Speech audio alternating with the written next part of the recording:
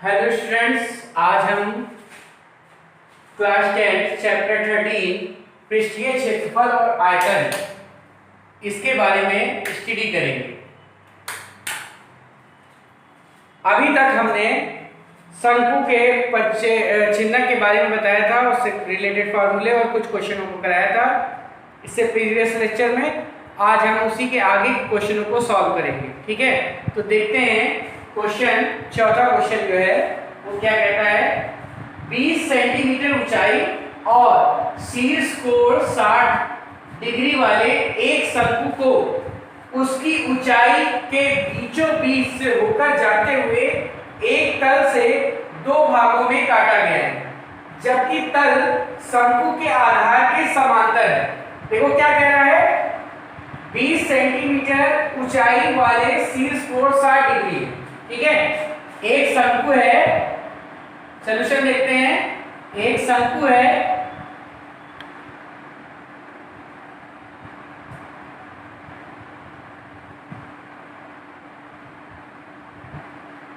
जिसकी ऊंचाई 20 सेंटीमीटर, जिसकी ऊंचाई कितनी दी है, 20 सेंटीमीटर।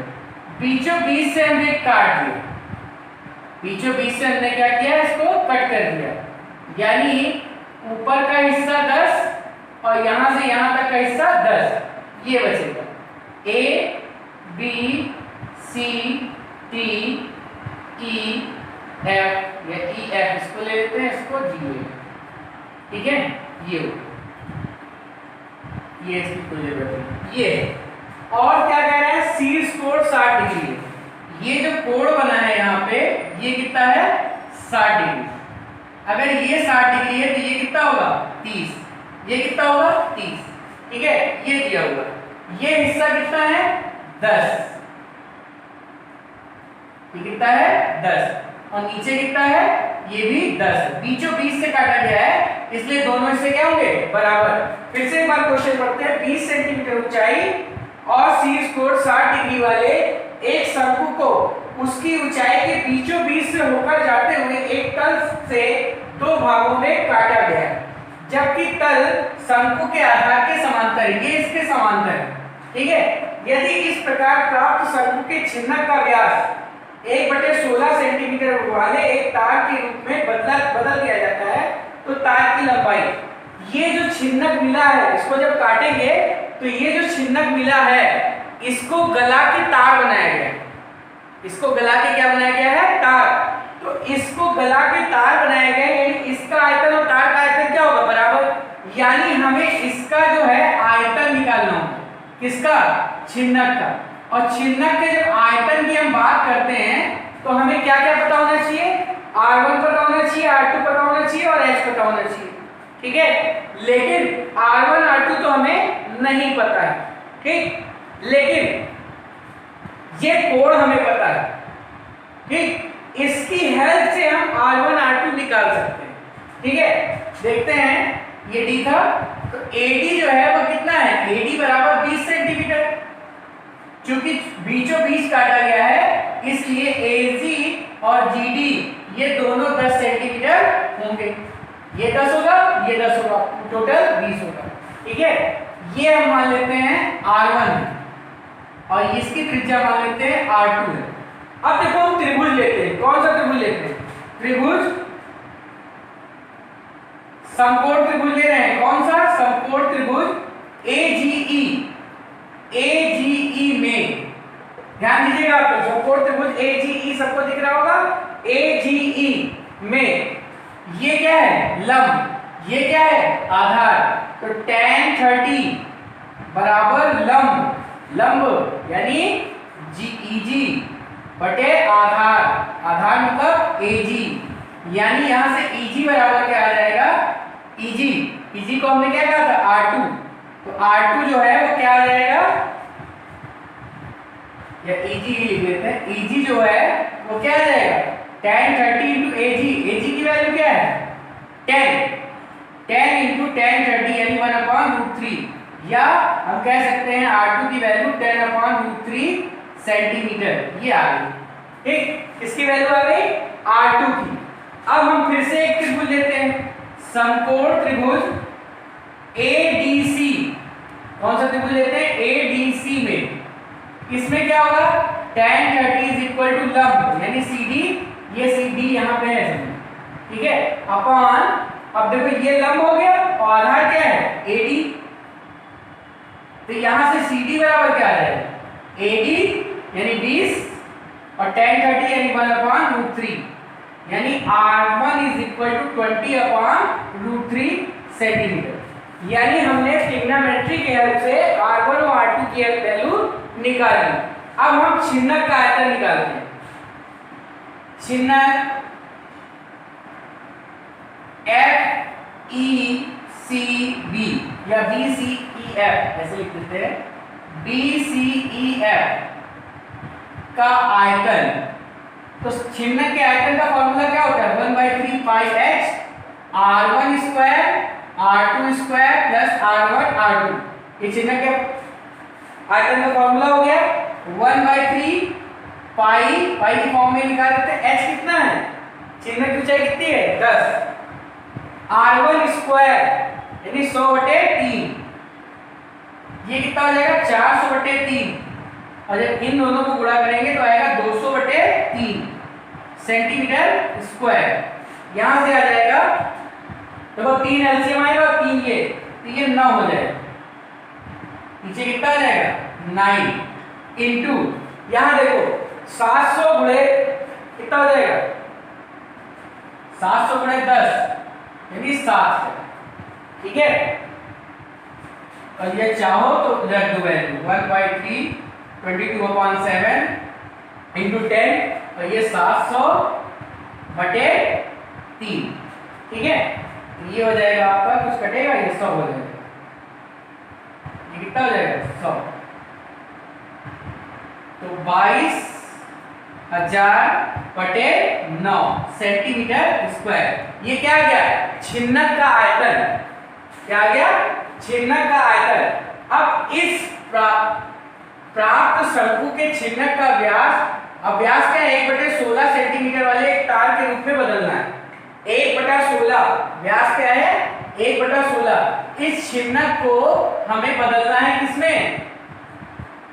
तार में बदलना है। ध्यान दीजिएगा आपको क्या करना है। ये जो छिन्नक मिला है इसको हमें बदलना है तार में।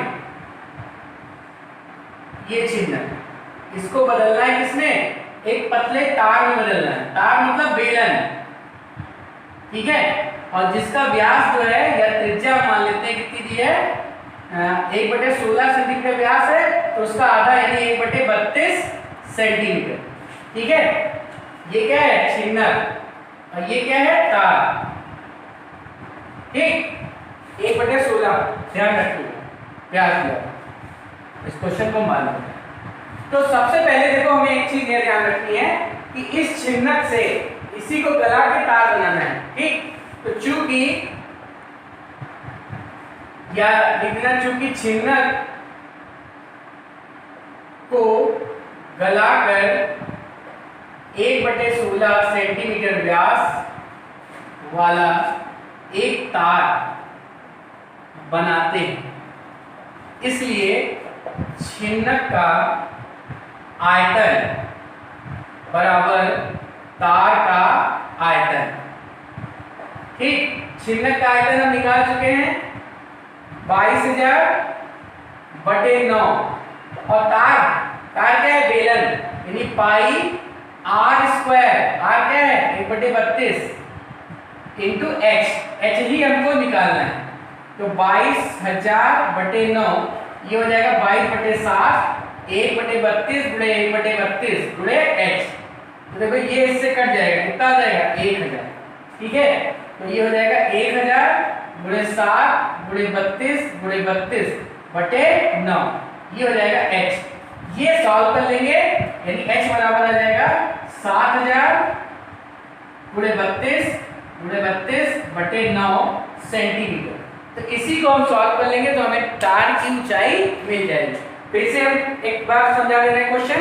एक शंकु है जिसकी ऊंचाई क्या है? 20 सेंटीमीटर, और जो शीर्ष कोण है वो 60 डिग्री का है। इसको बीचों बीच से एक काट दिया गया। जब बीचों बीच से काटते हैं तो 10 ऊपर होगा 10 नीचे होगा। ये जो नीचे छिन्नक बनेगा इसको गला के हमको तार बनाना है और तार की हमें त्रिज्या दी हुई है, ऊंचाई निकालनी है। ठीक, ये क्वेश्चन में कह रहा है। ठीक, बात समझ में आई? अब हमने क्या किया, छिन्नक का आयतन निकाला। अब छिन्नक के आयतन के लिए r1 r2 यानी इनकी त्रिज्या नहीं पता है, तो उसको हमने tan 30 इस त्रिभुज में लगाया और tan 30 इस त्रिभुज में लगा के हमने r1 r2 निकाल लिया। जब r1 r2 पता चल गया तो हमने छिन्नक का आयतन निकाल लिया। अब छिन्नक से ही तार बना है, तो छिन्नक का आयतन और तार का आयतन क्या होगा, बराबर होगा। और छिन्नक के आयतन और तार के आयतन को बराबर किया तो हमें h को छोड़ के बाकी सारी चीज पता थी, h हमारा निकल जाता है। ठीक है, तो इस तरह हम इस क्वेश्चन को करते हैं। अच्छा क्वेश्चन है, इंपॉर्टेंट क्वेश्चन है, इसलिए इसको आप लोग कर लीजिएगा। अब देखते हैं हम अगला क्वेश्चन। अगले क्वेश्चन में कह रहा है एक खोखले शंकु को आधार के समांतर किसी समतल द्वारा काटा जाता है। ठीक, और ऊपर के सिरे को हटा दिया जाता है। जैसे ये शंकु है, इसको कहीं से काट दिया आधार के समांतर और ऊपर के सिरे को हटा दिया। शेष भाग का वक्रपृष्ठ, शेष भाग ये छिन्नक होगा, इसका वक्रपृष्ठ संपूर्ण वक्रपृष्ठ का 8/9 गुना, जो इसका वक्रपृष्ठ है वो पूरे शंकु के वक्रपृष्ठ का क्या है, 8/9 गुना है। ठीक, शंकु का उत्यांश किस समतल के द्वारा बांटने पर रेखाखंड का अनुपात ज्ञात कीजिए। यानी हमें h/h का अनुपात ज्ञात करना है। ये अनुपात OF/OE निकालना है। ठीक, फिर से एक बार क्वेश्चन करते हैं, देखते हैं। शंकु है, शंकु को हमने आधार कहीं से भी काटा, ऐसा काटना है कि ऊपर का भाग निकाल दो तो ये जो शंकु बने, नीचे छिन्नक बने, इसका वक्रपृष्ठ टोटल शंकु का क्या हो, वक्रपृष्ठ का 8/9 गुना हो। तो ये बताना है कि ये कहां से काटा गया है, यानी किस अनुपात में काटा गया है, ये हमको बताना है। तो हमने एक शंकु ले लिया OAB। ठीक, CD एक समांतर रेखा है AB के, यहां से हम काट रहे हैं। ठीक, तो ये ऊंचाई हमने, ये ऊपर शंकु बना और ये नीचे छिन्नक बना, ये ऊंचाई हमने मान ली स्मॉल h और ये पूरी मान ली कैपिटल H। ये पूरा कैपिटल L और यहां से यहां तक कैपिटल स्मॉल L, ये स्मॉल r और ये कैपिटल R, यानी OE जो है वो स्मॉल h है, OF जो है वो कैपिटल H है, OD यहां से यहां तक जो है स्मॉल l मान लिया और OB ये कैपिटल L मान लिया। ठीक, और त्रिज्या छोटी वाली स्मॉल r और FB जो है वो कैपिटल R। अब देखो दो त्रिभुज बन गए, OED, एक त्रिभुज दिख रहा है OED दिख रहा है, और एक त्रिभुज दिया है OFB, दो त्रिभुज, एक छोटा त्रिभुज ये और छोटा त्रिभुज ये। इन दोनों त्रिभुज में देखते हैं तो ये कोण दोनों में कॉमन है और ये कोण दोनों में क्या है, 90 है। ठीक, इस त्रिभुज की बात करते हैं और इस त्रिभुज की बात करते हैं, तो ये कोण क्या है, कॉमन है, दोनों में है और ये 90 है। तो ये दोनों त्रिभुज क्या हो जाएंगे, समरूप हो जाएंगे। किसी भी दो त्रिभुज के अगर दो कोण क्या है, समान हो तो वो त्रिभुज क्या होंगे, समरूप हो जाएंगे। और समरूप होते हैं तो भुजाओं का अनुपात क्या होता है, बराबर होता है। तो समरूप होंगे तो OE/OF is equal to ED/FB equal to OD/OB, ये होगा। ठीक, समरूप होंगे तो भुजाओं का अनुपात क्या होगा, बराबर। सबका मान हमने लिख दिया। ठीक, इसको समीकरण 1 बना के छोड़ देते हैं। ठीक, अब देखो क्या कहता है, शेष भाग का वक्रपृष्ठ यानी छिन्नक का वक्रपृष्ठ, शेष भाग मतलब छिन्नक, तो छिन्नक का वक्रपृष्ठ ये 8/9 है संपूर्ण शंकु का वक्रपृष्ठ, शंकु का वक्रपृष्ठ। ठीक है, ये जो है वो 8/9 है इसका, बात समझे। जो शेष बचा है उसका वक्रपृष्ठ शंकु के वक्रपृष्ठ का 8/9 है। ठीक है, तो 8/9 किधर से गुणा करेंगे, मतलब छोटी चीज गुणा हो रही है 0 यानी ये कम होगा, छोटी चीज गुणा हो रही है यानी ये कम होगा। ठीक, बात समझे। किधर गुणा करेंगे, इसमें 8/9 से इसमें गुणा कर देंगे। ठीक है, इसको थोड़ा सा कम होगा तो ये छिन्नक का आ जाएगा। अब छिन्नक का वक्रपृष्ठ फॉर्मूला क्या होता है, पाई r plus r into L। अब L किसका लेंगे, छिन्नक की बात है, या फिर हम ये भी कह सकते हैं हाँ ठीक है, छिन्नक का वक्रपृष्ठ ये हो गया और 8/9 शंकु का वक्रपृष्ठ पाई आर एल, ये कैपिटल है, लेकिन यहां पे जो एल यूज होगा वो क्या होगा, ये यानी एल माइनस एल यूज होगा। क्या होगा, small L minus capital L, capital L minus small L use होगा। पाई से पाई कट गया, 9 इधर आ जाएगा, 9r प्लस r और ये l माइनस l और ये हो जाएगा आर एल। ठीक, ये आ जाएगा। ठीक है, और थोड़ा सॉल्व कर लेते हैं इसको। देखो यहां से हम क्या देखते हैं, ये इन दोनों को देखते हैं, तो L by l is equal to r by r लिख सकते हैं। ठीक है, या L minus l by l equal to r minus r by r, ये भी लिखा जा सकता है। ठीक है, L minus l upon capital l is equal to ये लिख सकते हैं, इसको समीकरण 1 बनाना। ये ध्यान रखना, कंपोनेंटो योगांतरानुपात नियम है, योगांतरा नियम है, उसकी हेल्प से हमने इसको लिया, ये दोनों ले लिया और L minus l is equal to r minus r upon r लिख सकते हैं। अब देखो यहाँ पे क्या लिखा है, L माइनस एल अपॉन ये कैपिटल एल यहाँ ले लिया और ये r upon r plus r। ठीक है, और ये 9 था, ये इसके नीचे ले लिए, ये इसके नीचे, इसकी जगह हम क्या लिख देंगे, अब हम क्वेश्चन इरेज कर देते हैं। थोड़ा लेंथी बड़ा क्वेश्चन है तो ध्यान से समझिए। इसकी जगह हम क्या लिख सकते हैं समीकरण 1 से, r minus r upon r is equal to r upon r plus r। ठीक है, ये क्रॉस मल्टीप्लाई करेंगे, ये हो जाएगा r square minus r square is equal to r। ठीक है, ये आ जाएगा। ठीक, सॉल्व कर लेंगे। 9r square minus 9r square is equal to r। ठीक है, ये कॉमन ले लो खुद से।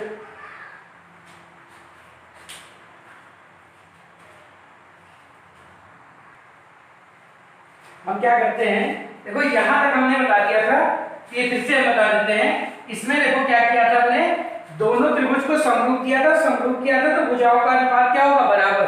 यहां तक हमने कर लिया। अब देखो क्या रहा था कि जो छिन्नक का संपूर्ण पृष्ठ है, वक्र पृष्ठ है, छिन्नक का वक्र पृष्ठ है वो 8/9 शंकु का वक्र पृष्ठ, ये तो कह रहा था। ये छिन्नक का जो वक्र पृष्ठ है, ये नीचे वाला शेष भाग बचा, इसका वक्र पृष्ठ पूरे का 8/9 है। छिन्नक का वक्र पृष्ठ क्या होता है, पाई r प्लस r और l क्या है, l माइनस l है। जो छिन्नक की ऊंचाई बात करते हैं, जब देखो छिन्नक की बात करेंगे तो ये r प्लस r ये हो जाएगा और ये क्या है, ये l माइनस l। ठीक, और शंकु का तो पाई r l यही होगा। ठीक है, या हम ये लिख सकते हैं, देखो पाई से पाई कट गया, अब capital R plus R upon R, या ऐसे लिख ले L minus L upon capital L, इधर लिए और R वाले टर्म इधर ले गए, R upon R plus R। या इसको लिख सकते हैं 1 माइनस L बाई L, लिख सकते हैं 8/9, और इसको कैपिटल R से डिवाइड कर दो न्यूमरेटर और डिनोमिनेटर पे, तो ये 1 हो जाएगा और ये क्या हो जाएगा 1 प्लस R बाई R। अब देखो समीकरण 1 से L बाई L को हम H बाई H लिख सकते हैं, नहीं लिख सकते। L बाई L को हमने H बाई H लिख सकते हैं समीकरण 1 से, 8/9, और इसको क्या लिख सकते हैं, small r by capital R, इसको भी H बाई H लिख सकते हैं, लिख सकते हैं नहीं लिख सकते। ये इधर आके मल्टीप्लाई हो जाएगा, तो 1 माइनस H अपॉन H और 1 plus H upon H is equal to आ जाएगा 8/9, या 1 minus H square upon H square is equal to 8/9। H square upon H square is equal to 1 minus 8/9, यानी 1/9। तो H by H is equal to 1/3, H by H is equal to क्या आ जाएगा 1/3, ये हमने यहाँ लिख दिया। अब देखो हमें लाना क्या था, हमें अनुपात प्रूव करना था, इक्ता बटे इक्ता, यानी OE अपॉन EF।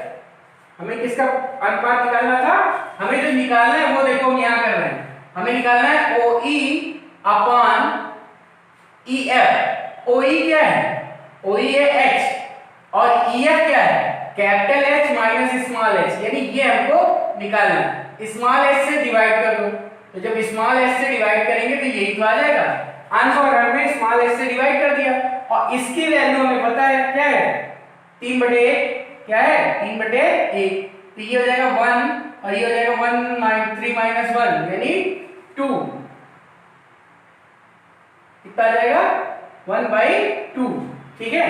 तो जो अनुपात आएगा, जो डिवाइड हो रहा है, कहां से डिवाइड हो रहा है, 1:2 से, ठीक। हमें अनुपात निकालना था इसका बड़े इसका, तो अनुपात क्या आ जाएगा 1:2। फिर से एक बार हम क्वेश्चन समझ लेते हैं। एक शंकु है, 20 कहीं से काटा जा रहा है और काटते हैं तो जो ऊपर वाला भाग है वो हटा देते हैं, जो नीचे वाला भाग बचता है यानी जो चिन्हक बचता है उसका जो वक्रपृष्ठ है वो बड़े वाले पूरा जो शंकु था उसका 8/9 है, ठीक है। तो जो काटा गया है, जहां से वो हटाया गया था ऊपर भाग, उसका अनुपात निकालना है, यानी जो भाग ऊपर है और नीचे इनका हमें क्या निकालना था, अनुपात निकालना था। तो सबसे पहले हम दो त्रिभुज लेते हैं। पहले तो ये स्मॉल एल ले लेंगे, capital L, small H capital H, ये स्मॉल आर ये कैपिटल आर, ठीक। जब हम इस त्रिभुज को देखेंगे OAD और OFD, तो ये दोनों त्रिभुज कैसे होंगे, समरूप त्रिभुज होंगे। और समरूप त्रिभुज होते हैं तो भुजाओं का अनुपात क्या होता है, बराबर होता है। ये चीज हम निकाल के समीकरण 1 बना के पहले छोड़ देंगे, ठीक। फिर हमको क्या करना है, तो चिन्हक का वक्रपृष्ठ है वो 8/9 है शंकु के वक्रपृष्ठ का, अब इसका यूज करेंगे, ठीक है। तो चिन्हक का वक्रपृष्ठ यानी L, देखो ये क्या होगा, जब ये L निकालेंगे तो capital L minus small l हो जाएगा, ठीक है। और त्रिज्या r ही होगी। इसको सॉल्व करके और इस रिलेशन का यूज करके हम किसकी वैल्यू निकालेंगे, capital H small h upon capital H की वैल्यू निकालेंगे। जब ये वैल्यू निकल जाएगी तो जो हमें निकालना था वो h upon capital H minus small h था, ये हमको निकालना है, ठीक है। और इस वैल्यू को निकाल लेंगे तो क्या आ जाएगी 1/2, ठीक। तो ये क्वेश्चन इंपॉर्टेंट है, अच्छा क्वेश्चन है, थोड़ा लेंथी है, इसमें समरूप त्रिभुज का यूज होता है, ठीक है। इस चीज को ध्यान रखिए, समरूप त्रिभुज का यूज हो रहा है। और साथ ही साथ एक दो जगह हमको ध्यान रखना है कि जो L/L है और R/R है, इसको हम दोनों को H/H की फॉर्म में चेंज कर लेंगे। जब ये चेंज हो जाएगा तो हम H upon H capital H minus small h निकालना था, वो वैल्यू भी निकल जाएगी। तो आज हमने चिन्हक के क्वेश्चनों को सॉल्व किया और अब इस तरह ये चैप्टर हमारा कंप्लीट होता है, ठीक है। बाकी क्वेश्चनों को और एग्जाम्पलों को आप खुद से सॉल्व कीजिए, नहीं समझ में आता है तो पूछिए, ठीक है। ज्यादा से ज्यादा क्वेश्चन अपने आप करिए, समझिए, समझ लिया आपने और खुद से करिए, एग्जाम्पलों को भी समझिए फिर खुद से करिए, ठीक। सारे फॉर्मूले आप पहले एक बार नोट करके याद कर लें और फिर क्वेश्चनों को सॉल्व करें, ठीक है। ज्यादा से ज्यादा क्वेश्चन अपने आप सॉल्व करेंगे तो आपके दिमाग में कॉन्सेप्ट अच्छे से क्लियर हो जाएगा और अगर कोई नया क्वेश्चन भी आता है तो आप आसानी से कर लेंगे। तो आज इस चैप्टर को हम समाप्त करते हैं। इस चैप्टर में आपने शंकु के बारे में पढ़ा, गोलक के बारे में पढ़ा और कहीं कहीं घन घनाभ का भी यूज हुआ है जो 9th वगैरह में आप पढ़ चुके हैं, ठीक है। जब हम किसी वस्तु को पिघलाकर दूसरी वस्तु बनाते हैं तो आयतन में चेंज नहीं होता है, ठीक है। इन सब चीजों को हमने इस पूरे चैप्टर में पढ़ा। तो इस तरह ये चैप्टर आज खत्म होता है। धन्यवाद।